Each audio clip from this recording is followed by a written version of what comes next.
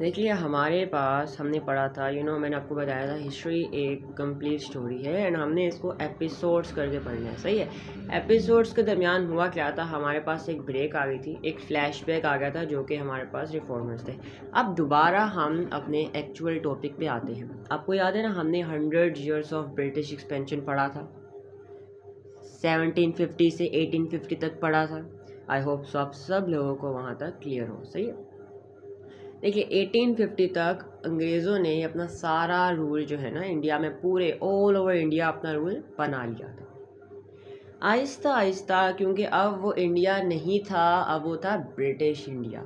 आहिस्ता आहिस्ता अंग्रेज़ों ने क्या किया कि अपना कल्चर लाना स्टार्ट कर दिया, अपना ट्रेडिशन लाना स्टार्ट कर दिया, और इसका प्रूफ मैं आपको देता हूँ। ठीक है। अब हुआ क्या, बेसिकली देखिएगा, आपको पता है 1834 में 33 में बेसिकली एक कैरेक्टर एक्ट आया था, चार्टर एक्ट आई गेस। सही है। तो उसमें क्या था, इन लोगों ने कहा था कि हम आप लोगों को जॉब्स देंगे। कौन सी जॉब्स देंगे? Administrative jobs. अब ये वर्ड एडमिनिस्ट्रेटिव का मतलब क्या है? सही है। जैसे पाकिस्तान में आपको पता है कितने ज़्यादा इदारे बने हुए, डिफरेंट इदारे बने हुए। जैसे पंजाब को कंट्रोल करने का एक अलग वज़ीर आला है, एक रेलवे स्टेशंस को, मतलब हर चीज़ को देखने के लिए एक अलग इदारे बने हुए, राइट। वज़ीर आला पंजाब, वज़ीर आला सिंध, और स्पेसिफिक जाएँ वज़ीर आला रेलवे, राइट। इस तरह बहुत सारे इदारे बने हुए। तो ये सब इदारे जो है ना एडमिनिस्ट्रेशन के अंडर आते हैं, क्योंकि एक किंग या फिर एक पूरा जैसे प्राइम मिनिस्टर, प्रेसिडेंट सारे कंट्री की अफेयर्स नहीं देख सकता। तो एक दरख्त की तरह ब्रांचेस बनी हुई है जो ऊपर जा के बेशक पतली हो रहती हैं, लेकिन उनका काम क्या है, उन लोगों ने पत्तों को होल्ड करना होता है, लीव्स को होल्ड करना होता है। बिल्कुल ऐसा ही था। मैंने कहा था कि हम इंडियंस को जॉब्स देंगे गवर्नमेंट के अंदर, एडमिनिस्ट्रेशन के अंदर, लेकिन आपको करना क्या होगा, आपको जाना होगा इंग्लैंड, 7 समंदर पार आपको इंग्लैंड जाना होगा। वहाँ पे जाके आपको एग्जाम्स देने होंगे, जैसे अभी दे रहे हो आप। अगर आपका ए स्टार आ गया तो आपकी जॉब पक्की, अगर नहीं आया तो फिर बाय बाय टाटा। सही है। ये सीन चला। तो हुआ क्या, बेसिकली पेपर्स इंग्लिश में होंगे तो भाई कोई दे ही नहीं सकेगा, तो कोई भी नहीं बनाता। और उससे बड़ी बात क्या हुआ था कि इन्होंने 1 साल बाद ही इंग्लिश को ऑफिशियल लैंग्वेज कंसिडर कर दिया था। सही है। ऑफिशियल लैंग्वेज का मतलब क्या होता है? ऑफिशियल लैंग्वेज का मतलब होता है हर जगह अब इंग्लिश बोली जाएगी। ऑफिशियल लैंग्वेज का मतलब क्या होता है? स्कूल्स में एजुकेशन वगैरह जो ऑफिसेज हैं हर जगह पे इंग्लिश बोली जाएगी। और अगर आपको कहीं जॉब वगैरह करनी है, अगर आपको एजुकेशन लेनी है, तो उसके लिए आपको इंग्लिश सीखनी पड़ेगी। ये पहला कल्चर अपना लाए, पहला उन्होंने अपनी इंग्लिश लैंग्वेज को इंट्रोड्यूस किया, अपनी नेशनल लैंग्वेज को लेके आए। सही है। और इंग्लिश पढ़ाने की काफ़ी ज़्यादा फीस चार्ज करने लगे। यहाँ तक चलो सही था, चलो इंग्लिश आ गई, यहाँ तक भी सही था। अब क्या हुआ भाई? अब भाई हुआ क्या, स्कूल्स में क्रिश्चियनिटी सिखाना स्टार्ट कर दी, क्रिश्चियंस की एजुकेशन देना स्टार्ट कर दी। चलो यहाँ तक भी ठीक था, यहाँ तक भी ठीक था, कोई मसला नहीं है। अब क्या हुआ, इन लोगों ने मिशनरीज बुला लिए। क्या मतलब? इंग्लैंड से इन लोगों ने लोग बुलाए इंडिया में जो ओपनली लोगों को पकड़ेंगे और क्रिश्चियंस में कन्वर्ट करेंगे, है ना। जैसे एक हिंदू जा रहे लोगों ने पकड़ा, उसको फोर्सफुली कन्वर्ट किया, क्रिश्चियन में जाने दिया। चलो यहाँ तक भी ठीक था, बर्दाश्तेबल था। इन्होंने क्या किया, मॉडर्नाइजेशन लाना स्टार्ट कर दी। क्या मतलब? रोड्स, ट्रांसपोर्टेशन सिस्टम, रेलवेज वगैरह बनाई, और ये कहा कि हम आवाम के लिए चाहते हैं, आवाम को आसानियाँ देना चाहते हैं। लेकिन असल वजह क्या थी? अपना कम्युनिकेशन सिस्टम बेहतर करना चाहते थे, अपना ट्रेडिंग सिस्टम बेहतर करना चाहते थे। प्रूफ करूँ कैसे? अब जैसे आपने कराची से लाहौर जाना है, कहाँ आप इतने टेढ़ी मेढ़ी, लेट्स सपोज एक रोड है वो ऐसे ऐसे ऐसे ऐसे करके ऐसे, कितना टाइम लगेगा आपको? और एक रोड बिल्कुल सीधी है ना, तो ऑफ कोर्स आप सीधी रोड से जाओगे। तो उनके लिए बड़ी आसानी होगी, ट्रेड करने में बड़ी आसानी होगी, कम्युनिकेशन करने में बड़ी आसानी होगी, उनकी आर्मी के लिए बड़ी आसानी होगी। लेट्स सपोज कहते हैं यहाँ पे एक जगह थी जहाँ पे इंडिया वालों ने कोई लड़ाई वगैरह कर ली या फिर कोई मसला हो गया, तो यहाँ से रोड बेसिकली आती है, वो ऐसे घूम के घुमा के रोड जाती है यहाँ पे। सही है। तो इतना घुमा के उनको सालों लग जाएंगे, लेकिन अगर रोड सीधी बनी होगी तो उनके लिए आसानी होगी। अपनी मिलिट्री को, अपने ट्रेड को, अपने अफेयर्स को बेहतर करने के लिए बनाई थी, और ये कहा था कि हम आपकी आसानियाँ चाहते हैं। चलो यहाँ तक भी ठीक था। इन लोगों ने अब क्या किया, एक नई चीज़ ले आई, इसका नाम है डॉक्ट्रिन ऑफ लैप्स। एक बात होती है लालच, कहते हैं लालच बड़ी बुरी बला है। जितना मर्जी मिल जाए इंसान को ना, इंसान की नीड्स पूरी नहीं होती, कभी भी पूरी नहीं होती। सही है। कभी अल्लाह का शुक्र नहीं करता, खासकर नॉन मुस्लिम जो होते हैं। इन लोगों ने पूरा इंडिया कॉन्कर कर लिया था, लेकिन अब इन्होंने ज़मीनों पर कब्ज़ा करना था। लेकिन अगर ये डायरेक्टली कब्ज़ा करते हैं ना, तो होता क्या कि लोग इनके खिलाफ खड़े हो जाते। तो एक ऐसी ट्रिक लेके आए, एक ऐसा घुमा के इन्होंने गेम चलाई, वो गेम का नाम था DOL, डॉक्ट्रिन ऑफ लैब्स।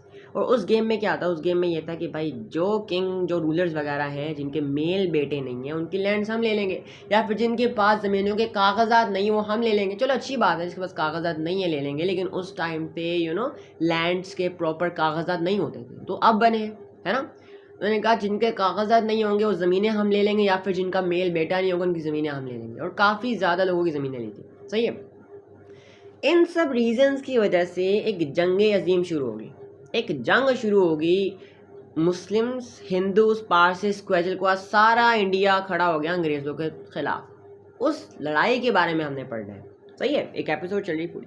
तो बेसिकली ये मुस्लिम्स के लिए क्या थी, या इंडियंस के लिए बेसिकली थी वॉर ऑफ इंडिपेंडेंस। इंडियंस के लिए थी war of independence, right. Indian historians कहते हैं कि it was a war of independence for us, but जो ब्रिटिश थे वो तो ऑलरेडी इंडिपेंडेंट थे। उन्होंने क्या कहा, जो ब्रिटिश हिस्टोरियंस हैं वो कहते हैं इंडियन म्यूटिनी। ना what is mean by Indian mutiny? Indians जो थे अपराइजिंग कर रहे थे, इंडियंस जो थे वो उनके खिलाफ मैसेकर कर रहे थे, लड़ाई झगड़े कर रहे थे, उनके रूल्स के खिलाफ, उनके कम्युनिटी गाइडलाइंस के खिलाफ जा रहे थे, पॉलिसीज के खिलाफ जा रहे थे। इन्होंने सिर्फ उनकी अपराइजिंग को रोकना था। उनके धरने वगैरह, जो धरने होते हैं ना आज, जैसे आज लोग बाहर निकलते हैं अपनी राइट्स के लिए आवाज़ उठाते हैं, जैसे अभी बिल्लों के लिए निकले हुए हैं सारे, सही। तो बिल्कुल वैसे ही उस वक्त था। तो इन लोगों ने सिर्फ उनकी अपराइजिंग रोकनी थी, इनके लिए थी इंडियन म्यूटिनी, और ये होती है 1857 में। याद कैसे करना है? अच्छा, 1750 से 1850 तक क्या थी, 100 years ऑफ ब्रिटिश एक्सपेंशन। तो आप लोगों ने क्या करना है, आपने पढ़ना है कि पूरे 7 साल के बाद, पूरे 7 साल के बाद क्या होता है हमारे पास, वॉर ऑफ इंडिपेंडेंस स्टार्ट हुई थी। अभी जो वॉर स्टार्ट हुई इनके काफ़ी रीजंस थे, जिनमें से आपको मैंने काफ़ी ज़्यादा बता भी दिया, सही है। तो रीजंस के बारे में थोड़ा डिटेल में जानते हैं कि कौन से रीजंस थे भाई। पहले आते हैं पॉलिटिकल रीजंस। अच्छा, पहले तो डॉक्ट्रिन ऑफ लैब्स, इन लोगों ने बहाना बनाया कि हमने आपकी लैंड स्क्रैप करनी है। और डल हाउसी, इसका नाम था डल हाउसी, बड़ा ही डल बंदा था, सही है, डल हाउसी से नाम रखोगे। डल हाउसी ने doctrine of labs, doctor of Lahore से याद रखोगे, उसने इंट्रोड्यूस किया उन लोगों की लैंड्स को ग्रैब करने के लिए, सही है।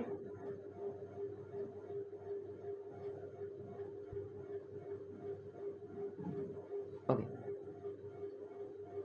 अब देखिए, इन्होंने इसी तरह करते करते करते क्या हुआ, सतारा, नागपुर, झांसी, ऊद, इन सब लोगों की लैंड्स को ना इन लोगों ने कॉन्कर कर लिया, मतलब अपने कब्जे में ले ली। अब मुझे कौन बताएगा ऊद के लीडर का नाम क्या था, ऊद का जो रूलर था उसका नाम क्या था, हमने पढ़ा था। ऊद के रूलर का नाम क्या था, हमने बैटल ऑफ बुक्सर में पढ़ा था, याद है ना। ऊद के रूलर का नाम क्या था, जिसमें ऊद का रूलर था, एक मुगल एम्परर था और मीर कासिम था। Can anyone tell me? अच्छा, सब लोग याद से अपनी अटेंडेंस लाजमी लगा दीजिएगा, सही है।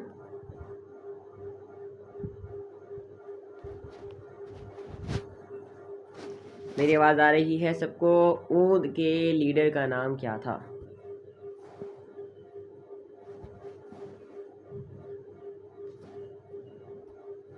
इसके बेटे थे, लेकिन हुआ क्या, अंग्रेज़ों ने इसकी भी लैंड ग्रैब कर ली। और लैंड ग्रैब करने का रीज़न ये बताया कि भाई आप अपनी एम्पायर को एफिशिएंटली कंट्रोल नहीं कर रहे हो, आप हमें अपनी एम्पायर दो, हम उसे बड़े आराम से, बड़े प्यार से देखभाल की कंट्रोल करेंगे, सही है। ओके,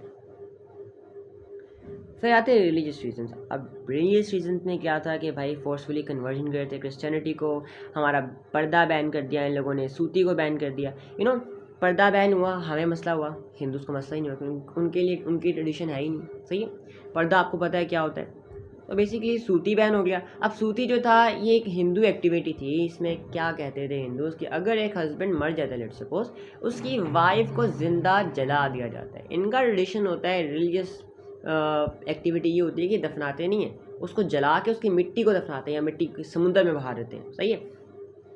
भाई क्रिश्चियनिटी एजुकेशन आ गया, हमारे लिए कोई एजुकेशन नहीं होगी, मुस्लिम्स के लिए, हिंदूज़ के लिए कोई एजुकेशन नहीं होगी हमारे लिए, हमें इस्लाम नहीं सिखाया जाएगा, हमारे दीन के बारे में नहीं सिखाया जाएगा, हमें मुस्लिम्स की एजुकेशन नहीं मिलेगी, ठीक है। हर चीज़ इंग्लिश में होगी और क्रिश्चियनिटी को फॉलो करेंगे हम लोग। भाई इस्लामिक एजुकेशन लैक होने लग गई। जब इस्लामिक एजुकेशन नहीं होगी सब लोगों के अंदर तो यूनिटी नहीं होगी। यूनिटी का मतलब एक मकसद, एक एम नहीं होगा ज़िंदगी गुजारने का, सही है। जैसे हम सब मुस्लिम्स का एक ही मकसद है, हम सब मुस्लिम्स जो है वो एक ही कुरान को फॉलो करते हैं, हम सब मुस्लिम जो है एक ही ईमान पर बिलीव करते हैं, राइट।